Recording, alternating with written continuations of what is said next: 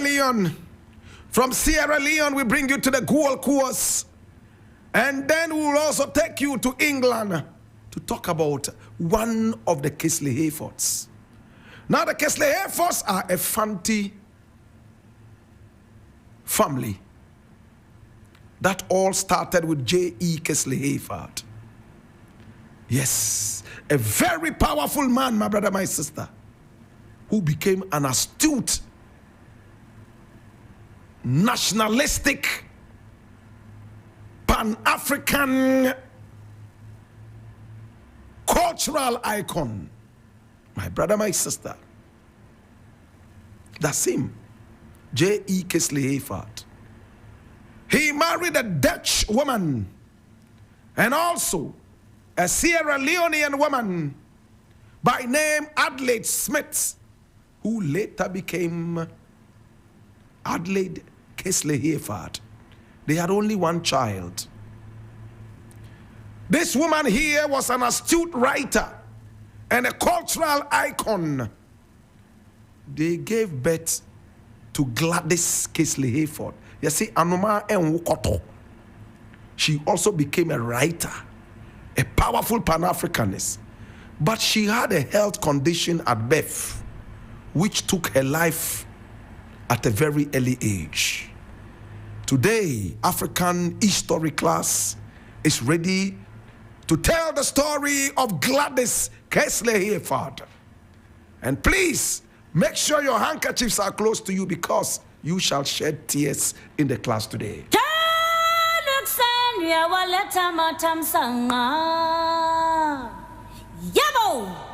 She was born in Axim.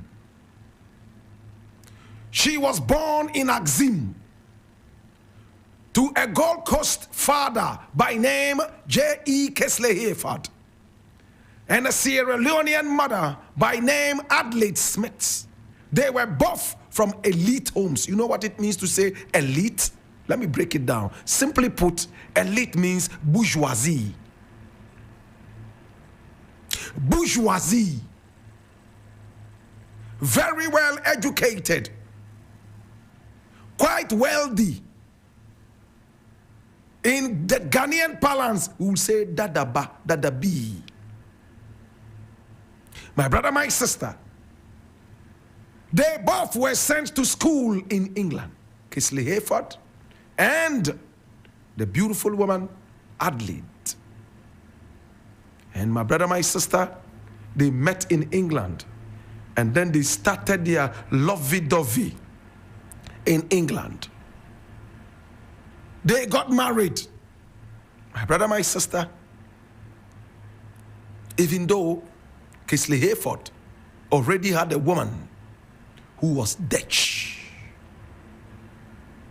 My brother, my sister, they gave birth to this beautiful woman here called Gladys Kesley Hayford on the 11th of May, 1904. 11th May. My brother, my sister, Rasta people and reggae lovers know how important 11th May is. Bob Marley, my brother, my sister, May 11, he said bye-bye to us in 1981, right? My brother, my sister, today, we are talking about Gladys Kesley Hayford. My brother, my sister, she was born in Axim in the Gold Coast on the 11th of May, 1904, 5 years before Kwame Nkrumah was born. And that's that pretty woman you see here. She started attending school, my brother, my sister, in the Gold Coast. When she was born in the church, they gave her the name Gladys.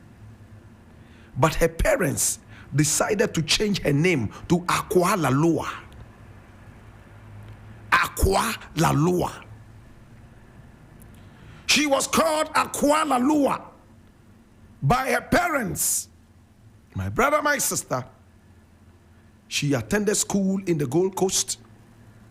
She was so brilliant. She loved to sing. She loved to dance. And she was a voracious reader. You know what that means? If they say you have a voracious appetite, it means you are a glutton. You are a glutton. And if they say you are a voracious reader, it means that you read as if you were crazy. I am a voracious reader. I read anything in print. It's just these days I've slowed down. My brother, my sister, Akwala Lua. She read Charles Kingsley's Heroes at the age of 7. Find that book and see how big it is. She read the Bible page to page by the age of 8. Anything that was not a book, music or dance, she was not interested in. She started to speak fluently, Fanti.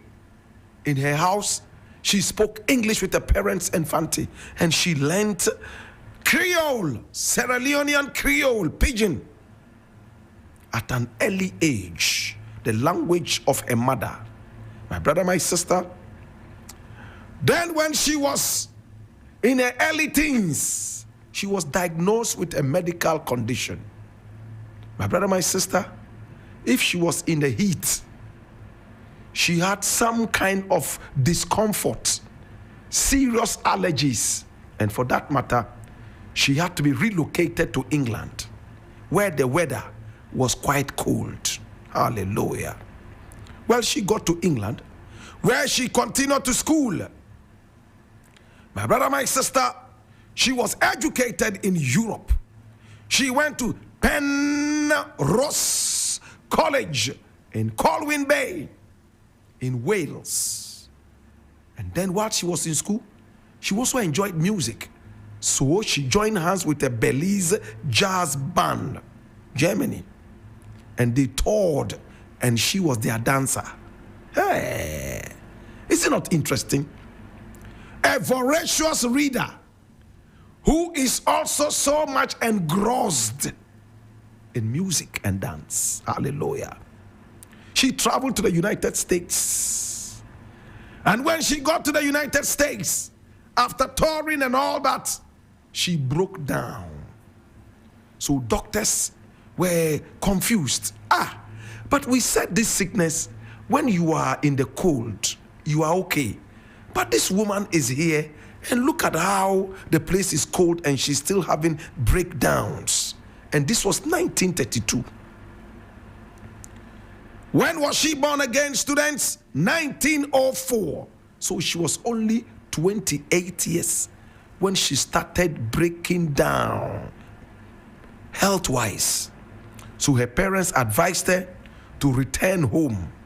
So she returned to Africa. First, she came to the Gold Coast. Then her father's land. And she was happy to see the father. Oh my God, have mercy. Everything was okay. She was getting ready to travel. My brother, my sister, back to her mother's country, Sierra Leone.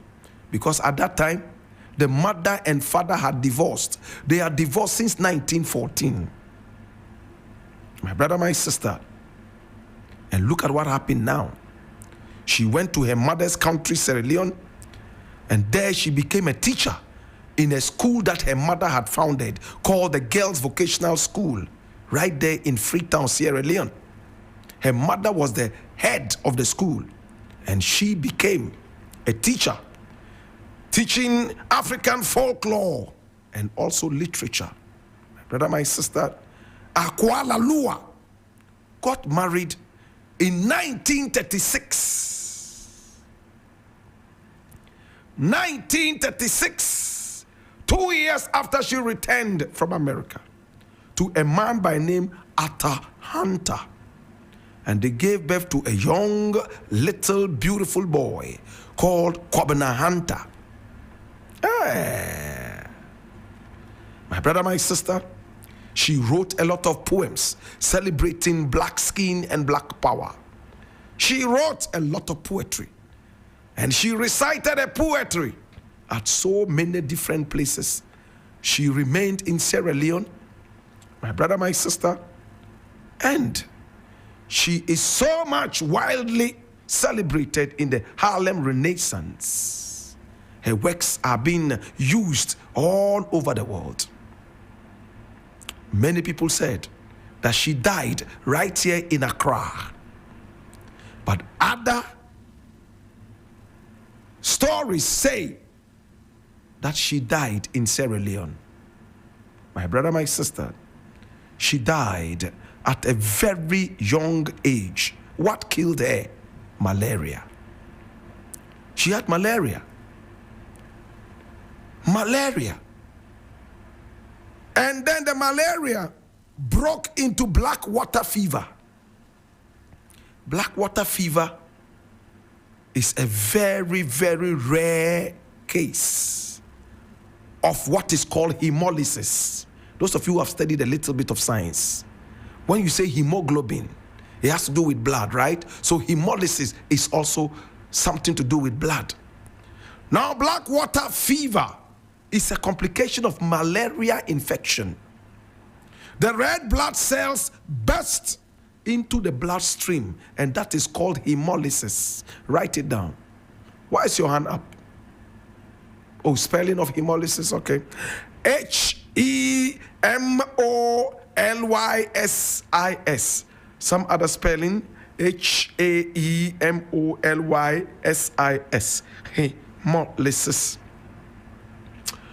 Now, when the red blood cells burst into the bloodstream, they release hemoglobin directly into the blood vessels and into the urine, frequently leading to kidney failure. And this disease was actually discovered by a Sierra Leonean doctor, a Creole doctor, local black doctor called John Farrell Eastmond. Tomorrow, this is the person we're going to be talking about. John Farrell Eastmond. My brother, my sister, our heroine died from black water fever. She was so young, 46 years young. Her mother was still alive when she died. My brother, my sister, her mother was still alive when she died in October 1950. Her father, my brother, my sister, had died 20 years earlier. But she died before her mother. Today we remember this great black woman. In fact, at her prime of only 46, with only one child, she was traveling around the world in order to avoid a health breakdown. But malaria found her right here in Africa and ended her life. At the time, there was no known cure for malaria. She struggled, and coming from an elite family, they only wanted to deal with doctors and not herbalists. She tried and tried. She grew frail and frail. One early morning, when the doctor was invited to come in and take care of her routinely as it was done, they realized that she felt cold. And she had a book on her chest, a book that she was reading. She read her way all the way into death. The book was lying on her chest. She had read it. My brother, my sister. And when she was tired, she put it on her chest and flew quietly away home. Mommy. Mommy and I can't carry you. Yeah, mommy, oh, yeah. Yeah, mommy, me no go out. Oh, mommy. 46. Oh, 46. 46. 46. She was gone. She was gone. May her body, mind, and soul rest in perfect peace as we remember her today. In the burden of knowledge, I ask you, now that you know, what would you do? Be an ole mini oba fe yanzu kagane mezaka yine ye apabango bokaya nfifia ye nyanu kai na wabana e webe delele njima singa be kunne lele njima singa